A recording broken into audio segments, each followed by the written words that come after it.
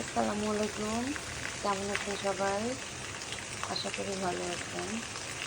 ভোর এখন ৬টা বাজে। এত পরিমাণে বৃষ্টি হচ্ছে বাইরে।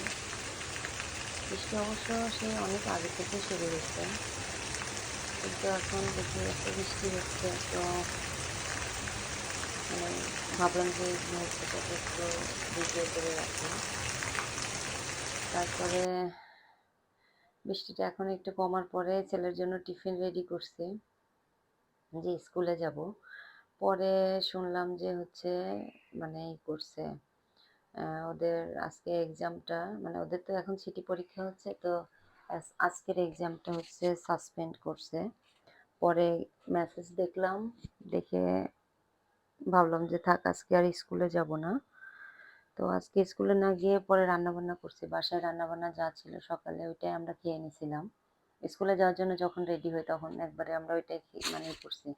রেডি হচ্ছিলাম ঠিক সেই মুহূর্তে মেসেজ আসছে। তো যাই হোক রান্নাবান্না একটু করে রাখি যেন আগামীকালকে আমাদের হয়ে যায়। তো এখানে হচ্ছে সেদিন যে কলিজা নিয়ে আসছিলাম সেটাকে কেটে ধুয়ে পরিষ্কার করে করে রেখে দিছিলাম ফ্রিজে। এখন ভাবলাম যে এক পোটলা বের করে রান্না করি আর ছেলে তো কলিজা খায় না। সেই কারণে ছেলের জন্য হচ্ছে ডিম ভুনা করব। তাই ওর জন্য 5টা ডিম সিদ্ধ করে রাখছি। দুপুরে রাতে কালকেও হয়ে যাবে অবশ্য ইনশাল্লাহ।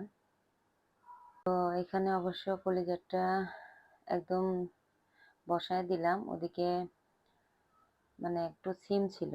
মানে সেদিন আধা কেজি সিম নিয়ে আসছিলাম তো কিছুটা ভাজি করছিলাম আর কিছুটা থেকে গেছে। তো এখন ভাবলাম যে সেগুলাই রান্না করি। তো ঠিক আছে চলেন সব রান্নাবান্না শেষ করি, করে দেখাই।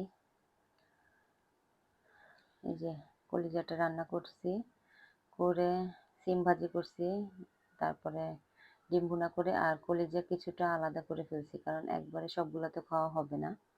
তো যাই হোক আজকের মতো এই পর্যন্তই। সবাই ভালো থাকবেন, সুস্থ থাকবেন, সাবধানে থাকবেন, আমাদের জন্য দোয়া করবেন। আল্লাহ হাফেজ। আসসালামু আলাইকুম।